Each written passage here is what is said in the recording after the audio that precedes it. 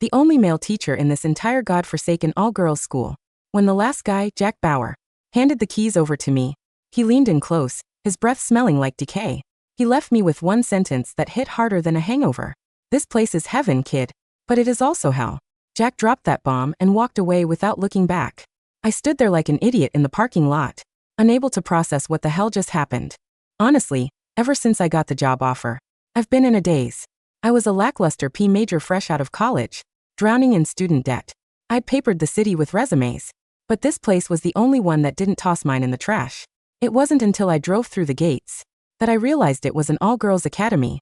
Why the hell would a girls' school need a male gym teacher? Even if they needed someone to teach squats and cardio, there are plenty of female coaches out there. It didn't add up. But the pay was insane. Plus, I got a private suite in the staff dorms. So employing the classic shut up and take the money strategy, I stopped asking questions. Upon arrival, the dean, Miss Sharon, told me to get the handover done with Jack, the outgoing coach. The first time I laid eyes on Jack, I almost shit myself. The guy was skeletal. I mean Gary skinny. His cheeks were sunken into his skull, massive dark circles under his eyes and lips so pale they looked dead. He was over 6 feet tall, but looked like a walking coat hanger, just skin stretched tight over bone. I immediately figured out why he was quitting. Looking like that guy definitely had stage 4 cancer, or was shooting up heroin in the locker room. Jack was cold as ice. Aside from the mandatory rundown of duties, didn't say a damn word. But I could feel his cloudy, dead eyes, tracking me every time I turned my back or bend over to sign a paper. It was creepy as hell. It made my skin crawl. After the handover, Jack gave me that one long, deep look. It was a weird mix of emotions, envy, bitterness and horror. This place. Then he shuffled away like a zombie. I shrugged off his cryptic bullshit. Looking at the state of him, his brain was probably fried from drugs. Anyway, crazy people say crazy things. I sat down at my new desk and stretched, feeling the leather chair pop. Despite the weirdness, I was stoked. My teaching career was starting. I opened the drawer to stash my gear and found an old file folder. At the bottom, Jack's personal file. I flipped it open and froze. Jack was the same age as me, 24. Looking at him just now, I would have bet my left nut he was pushing 40. I kept reading and my eyes narrowed. Jack's start date was stay people. To the file was his intake photo. The guy in the picture was a stud. Thick eyebrows, bright smile, perfect white teeth. He was wearing a tight white tank top. Mas el sbaglino, tan skinglicenino. He looked like a men's health cover model. If I hadn't seen the file with my own eyes, I never would have believed that the bag of bones I just met was the same man in this photo. My pupil shrank to pinpoints. From hired to fired in just 30 days. What the hell happened? But to Jack in 1 month to turn a Greek god into a crackhead skeleton? And what did he mean by that? Parting shot. Before I could spiral into a panic attack, Miss Sharon the dean strutted in. "Let's move, Mr. Hayes. You've got the senior class for PE. The girls are waiting." She grabbed my arm and practically dragged me out. Feeling her hand on my bicep, I felt my face heat up. Miss Sharon was about 30 total MILF. She was thick in all the right places, and her tight pencil skirt left absolutely nothing to the imagination. Her curves were dangerous for a guy like me with zero game. Her touch was electric. Seeing me blush, she smirked. "Come on, Frank. We're all adults here. Why so stiff?" she teased, her voice dropping a notch. "If I make you blush this hard, you are going to pass out when you see the students." I looked away, embarrassed. But she had a point. In a school full of estrogen, if I couldn't keep my cool, I was screwed. On the way to the field, Miss Sharon gave me the rundown on Virtual Academy. Most of the students were orphans or from broken homes. The Virtue Trust built this place as a charity. No tuition, free room and board. Everything covered by the foundation. Hearing that, I actually felt touched. In this day and age, genuine charity is rare. She explained that it was a closed campus. Total lockdown. Unless it was a major holiday, nobody left. If a student or a teacher tried to sneak out, the punishment was severe. I glanced at the high concrete walls topped with razor wire. I remembered the excessive surveillance cameras and the stern-faced female security guards at the gate. It felt less like a school and more like a high-end prison. "Miss Sharon," I asked, "what exactly is the punishment for trying to leave?" She went silent. The air got heavy. She looked at me, her eyes dark, and didn't give me a straight answer. "Just don't break the rules, Frank. Trust me." For a split second, I saw raw fear in her eyes. It was gone as fast as it appeared, like a trick of the light. She stopped and pushed open a set of double doors. "We're here." When I saw what was behind those doors, my brain short-circuited.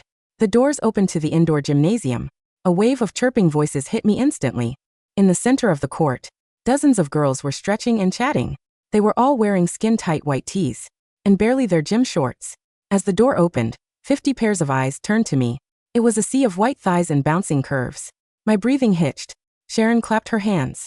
"Line up, ladies." The girls scrambled into a neat formation. She pulled me in front of the squad. "This is your new PE instructor, Mr. Hayes, Frank Hayes." Dozens of gazes locked onto me. Their voices sugary sweet and dripping with something else. Echoed in the gym. "Good morning, Mr. Hayes." I felt like fresh meat in a lion's den. I stuttered "Hi, everyone." The girls giggled, hands covering their mouths. Miss Sharon patted my shoulder, giving me a look that said, "Good luck. Enjoy your time teaching, Frank." As soon as she left, the atmosphere changed. The girls got bolder. I had changed into a tank top and shorts for the class. I could feel their eyes hot, hungry, scanning my exposed skin. My arm. It felt like they weren't looking at a teacher, but at a product on a shelf. A meal. Shaking it off. I tried to be professional. This was my first class. I couldn't screw it up. I took a deep breath and ordered them to spread out for warm UPS. These girls were fit, athletic, and fast learners. Watching them move, the dry lump in my throat wouldn't go away. Every single girl in this gym had a body that defied logic. Their skin was glowing pale and flushed with exertion. Their figures were hourglass perfection. Tits out, waist snatched, asses fat. Not a single ounce of ugliness. They were barely 18, but they had the bodies of experienced porn stars. One or two prodigies I could understand. But all of them 24, perfectionists. Was this class handpicked? It seemed impossible before I could think too hard. Warm-up was over. I decided to run a 3-legged race. Good for coordination, teamwork, and burning energy. I paired them up. Suddenly a girl stepped forward. "Mr. Hayes, I am Crystal, the class rep." Crystal had a cute round face, innocent as a button. But below the neck she was built like a brick house. A goddess body coupled with a baby face. Deadly combo. She walked right up to me, grabbing my arm and pressing it against her chest. "Mr. Hayes, we've never played this game before." She purred. "Why don't you demonstrate it with me? Show the girls how it is done." I hesitated, then nodded. Demonstrating Bill's report right. I let Crystal stand next to me. I grabbed the strap and tied my left ankle to a right one. She pressed her side firmly against mine. I saw a smirk of victory on her face around us. The other girls looked jealous. Angry even. Like I said, I am an average-looking guy. I am not conceited enough to think my face launched 1,000 ships. Why were they glaring at her like she stole their lunch?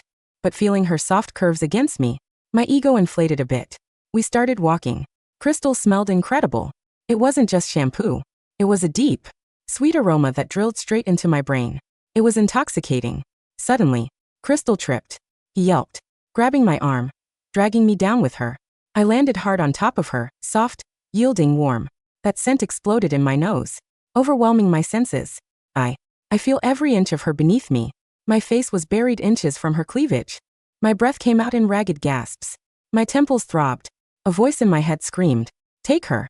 Do it right here." I bit my tongue so hard I tasted metallic blood. It snapped me out of the trance. I realized my hand was gripping her waist, fingers digging in. I scrambled up like the floor was lava. Holy shit. First class and I am dry humping a student. I'm going to get fired. I am going to jail. I looked at Crystal expecting tears or a scream for help. Instead, she looked disappointed, frustrated. The other girls, no giggling, no sulk. They just watched cold and calculating. I don't know how I survived the rest of that class. When the bell rang, I fled the gym like the building was on fire. I ran to the staff locker room and splashed cold water on my face until my skin was numb. The mirror showed a man who looked haunted. My eyes were wide, pupils dilated. "Get a grip, Hayes," I whispered. "They're just kids. You're the adult. You're the professional." But the smell lingered. That sweet, cloying scent. It wasn't perfume. It was biological. Pheromones. I scrubbed my hands with the industrial soap, but the phantom sensation of Crystal's skin beneath my fingers wouldn't wash away. I went back to my office. The file drawer was still open. Jack's intake photo stared up at me. The Greek god who became a ghoul. "This place is heaven, kid, but it is also hell." I sat down, my heart rate finally slowing. I needed to focus on the curriculum. I needed structure. My door creaked open. It wasn't Miss Sharon. It was Crystal. She had changed out of her gym clothes into the school uniform. A plaid skirt that was scandalously short, and a white blouse unbuttoned one too many times at the top. She stood in the doorway, playing with a lock of her hair. "Mr. Hayes," she said, her voice dropping that innocent act for something huskier. I wanted to apologize for earlier. "I'm clumsy." "It's fine, Crystal," I said, not looking up from my laptop. "Please close the door on your way out." She stepped inside and closed the door behind her. The lock clicked. My head snapped up. Unlock that door. Why? She walked toward the desk. The sway of her hips was hypnotic. Are you afraid of me, sir? I'm afraid for my job, I said, standing up. Crystal, you need to leave. Now. She stopped at the edge of the desk. She leaned over, placing her hands on the wood. Why did you stop? She whispered. In the gym. You wanted me. I could feel it. I am your teacher. Jack was our teacher too, she said. Her eyes darkened. Jack didn't stop. The air left the room. What did you say? Jack, she repeated, tracing a finger along the edge of my laptop. He liked to play. At first. He was strong like you. But he couldn't keep up. Keep up with what? She smiled. It wasn't a nice smile. It was predatory. With the demand. Before I could ask what she meant, the PA system crackled to life. Mr. Hayes to the dean's office immediately. Mr. Hayes to the dean's office. Crystal pouted. Saved by the bell. See you later, Frank. She unlocked the door and sauntered out. As she passed me, she inhaled deeply near my neck. You smell delicious. Miss Sharon was waiting for me. She looked serious. Sit down, Frank. He said. Look, if this is about what happened in the gym. I saw the tapes. She cut me off. You showed remarkable restraint. Restraint? I blinked. I fell. Most men wouldn't have gotten up, she said, pouring 2 glasses of amber liquid. She slid one to me. Drink. You look like you need it. I took a sip. It was scotch. Expensive. Frank, she leaned back. Jack didn't leave because he was sick. He left because he was drained. Drained? We have a unique curriculum here, she said carefully. The Virtue Trust believes in holistic education. These girls. They have needs. Intense needs. We found that suppressing them leads to behavioral issues. We prefer to manage them. My stomach turned over. What are you saying? I'm saying, she looked me dead in the eye. That part of your job description, the part with the insane pay and the private suite, involves specialized tutoring. One-on-one sessions. Physical education. She slid an envelope across the desk. It was thick. This is your bonus for the first month. Advance payment. I opened it. $10,000 in cash. I'm not a prostitute. I stood up, the chair scraping loudly. I'm a gym teacher. Are you? She stood up too, walking around the desk. She was close now. That same scent, the one Crystal had, drifted from her. It was stronger on Sharon. Mature. Heavier. You have $80,000 in student loans, Frank. Your mother needs surgery. We did a background check. I froze. You can walk out that gate, she whispered, her hand resting on my chest. But you'll walk out poor. And you'll never know what it feels like to be worshipped. She pressed a key into my hand. Room 404. Tonight. Crystal will be waiting. It's a test, Frank. Pass it, and you're set for life. Fail it. Well, Jack failed eventually. I walked out of the office in a daze. The key burned a hole in my palm. I should have left. I should have driven my beat-up Honda through the gate and never looked back. But the money, the debt, and that scent. It was like a hook in my brain, pulling me toward room 404. I went to my room. I paced. I looked at Jack's photo again. He couldn't keep up. What did that mean? Night fell. The campus was silent. I walked to the dormitory building. Room 404. I unlocked the door. Crystal was there. She was waiting on the bed. The next hour is a blur in my memory. A haze of skin and heat, and that overwhelming scent. It wasn't just sex. It was feeding. I felt like I was being consumed, but I didn't want it to stop. Every touch zapped my energy, leaving me euphoric but exhausted. When I finally stumbled back to my room at 3 a.m., I looked in the mirror. I looked tired. But I also looked thinner. My cheekbones seemed sharper. I shrugged it off. It was just a workout. A month passed. I was living in a dream. Or a nightmare dressed in silk. I taught classes during the day, but the dynamic had shifted. The girls knew. They looked at me with ownership. They knew I was part of the system now. At night, I had appointments. Sometimes Crystal. Sometimes others. Miss Sharon managed the schedule. The money piled up in my safe. My loans were paid off. My mom got her surgery. But I was changing. I woke up one morning and my hands were shaking. I couldn't grip my coffee mug. I looked in the mirror. My eyes were sunken. My skin had a grayish pallor. I had lost 20 pounds. I was built, but now the muscle looked stringy, dehydrated. I looked like Jack. Panic set in. I went to the infirmary. The nurse, a stern woman named Mrs. Gantry, took my blood pressure. Low, she muttered. Eat more red meat. I eat like a horse, I rasped. My voice was weaker. Mrs. Gantry, what is happening to me? She looked at the door to make sure it was closed. Then she leaned in. You're the battery, she whispered. What? The girls, she said. They aren't just girls. Didn't you wonder why they're all perfect? Why they never get sick? Why they heal so fast? Is-decay.He. They're engineered? I guessed. Succubi, she hissed. Or something close to it. The virtue trust, they breed them. But they need energy. Male energy. Yang to their een. Life force. She grabbed my wrist. Her grip was surprisingly strong. Jack didn't quit, Frank. He didn't just get skinny. He withered. He aged 50 years in 3 months. They sucked him dry. Literally. But, Sharon said. Sharon is the queen, Gantry said. She feeds first. But she feeds on the staff too. She's keeping you just healthy enough to last the semester. Then, they discard the husk. Discard. The incinerator, she pointed to the smokestack behind the gym. They say it's for medical waste. It's not. I pulled my arm away. You're crazy. Look at your arm, she said. I looked. There was a bruise. But it wasn't blue. It was black. And it was spreading. Necrosis, she said. Your cells are dying faster than they can regenerate. You have maybe 2 weeks left. I ran back to my room. Ipek. I grabbed the cash from the safe. I went to the parking lot. My car was gone. Looking for this? Miss Sharon stood by the gatehouse. She was holding my keys. She looked radiant. Younger than when I arrived. I need to go to town, I said, trying to keep my voice steady. Bank errand. We have banking services on campus, she smiled. Frank, you look terrible. Have you been skipping your vitamins? I'm leaving, Sharon. No, she said. The air around her shimmered. Her eyes glowed a faint red. You signed a contract. The contract didn't say I die. It said termination at discretion of employer. She laughed. You're not done yet. The seniors have finals next week. They need extra stress relief. She snapped her fingers. 2 guards, the stern women from the gate, grabbed my arms.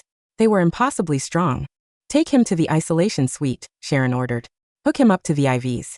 We need him potent for tonight. I fought. I kicked. But I was weak. I was a battery running on 10%. They dragged me to a room in the basement of the gym. It was white sterile. There was a bed with restraints. They strapped me down. They hooked up in 4 bags of clear liquid. Nutrients, 1 guard grunted. Drink up, stud. They left me in the dark. I lay there, feeling the cold fluid enter my veins. I felt a surge of artificial energy. It was like caffeine times 1,000. I realized then what Jack's drugs were. They were keeping him alive just to kill him slower. I had to get out. I looked at the forestand. It was metal. Heavy. If I could break the strap. I pulled. My wrist bones creaked. The skin tore. I didn't care. I pulled until I felt something snap in the leather cuff. I got one hand free. I undid the other. I ripped the 4 out. Blood sprayed, dark and thin. I grabbed the 4 pole. The door opened. It was Crystal. She was wearing a silk robe. Frank, she purred. Sharon said you were being naughty. She said I could discipline you. She stepped inside. I didn't hesitate. I swung the 4 pole. It connected with her head with a sickening crunch. She didn't fall. She stumbled back, hissing. Her face rippled. The baby face mask slipped, revealing something sharp and angular underneath. Her mouth opened too wide, filled with needle teeth. You hurt me, she shrieked. She lunged. I dodged. She crashed into the bed, shredding the mattress with claws I hadn't seen before. I ran. I ran out of the room, down the hall, up the stairs. I burst into the gym. It was night. The gym was empty, illuminated by moonlight. He's loose. Crystal screamed from the basement. Alarms blared. I ran for the main doors. Locked. I grabbed a fire extinguisher from the wall and smashed the glass. I climbed through. I was in the courtyard. The wall was 50 yards away. The gate was guarded. I saw the incinerator stack. Smoke was rising from it. I ran toward the wall. Frank. Sharon's voice boomed over the courtyard. She was standing on the balcony of the main building. Don't make this difficult. I reached the wall. It was 12 feet high. Racer white. I looked around. There was a maintenance shed. A ladder. I grabbed the ladder. Something hit me from behind. I flew 10 feet and landed in the dirt. My ribs cracked. I looked up. It wasn't Sharon. It was one of the guards. She wasn't human either. Her eyes were yellow. Bat dog, she growled. She raised a baton. I rolled. The baton smashed into the earth where my head had been. I scrambled up. I didn't have a weapon. Wait. The lighter. I smoked. A bad habit I picked up in college. I had a Zippo in my pocket. I looked at the shed. There were jerry cans of gasoline for the lawnmowers. I sprinted for the shed. The guard chased me.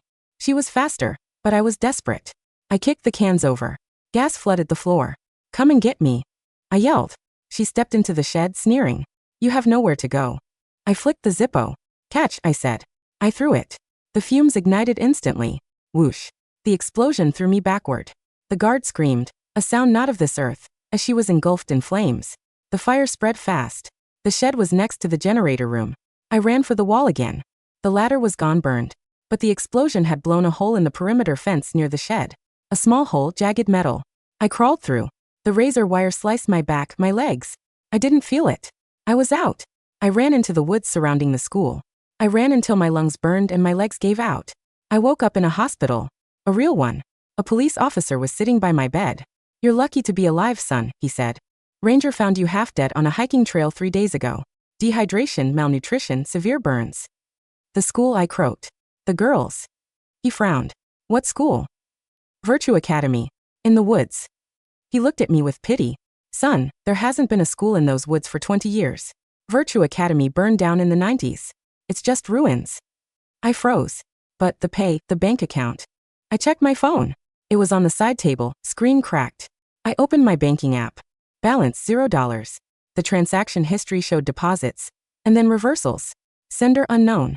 "It was real," I whispered. "I have the scars." I showed him my arm. The black bruise was fading, turning yellow. "We found drugs in your system," the officer said gently. "Hallucinogens. Powerful stuff. We think you might have stumbled into a meth lab or something out there." They didn't believe me. Of course they didn't. I was discharged a week later. I went back. I had to know. I drove my rental car to the location. The gates were there. Rusted. Hanging off the hinges. The sign Virtue Academy was faded, covered in vines. I walked onto the campus. It was a ruin. The main building was a shell. The gym roof had collapsed. But then I saw it. In the center of the courtyard, where the fountain used to be, a fresh flower. A red rose. And next to it, a note. I picked it up. "You passed the test, Frank. The hunt was exhilarating. We'll miss your flavor. S." I looked at the ground. There were footprints. High heels. Fresh in the mud. And a scent hung in the air. Sweet. Cloying. I dropped the note and ran. I never went back to teaching. I work construction now. Hard labor. It keeps me tired. It keeps me drained so I don't have excess energy for them to smell. But sometimes late at night I wake up sweating. I feel a phantom touch on my arm. I hear a giggle. And I wonder, are they ghosts? Or are they just hungry, waiting for the next teacher to answer the ad? I check the job board sometimes. Just to see. Yesterday I saw it. Physical education instructor needed. Private academy. Excellent pay. Room and board included. I stared at the screen. And then I did the only thing I could do. I flagged the post as spam. It won't stop them. But maybe it will save one guy. Just one.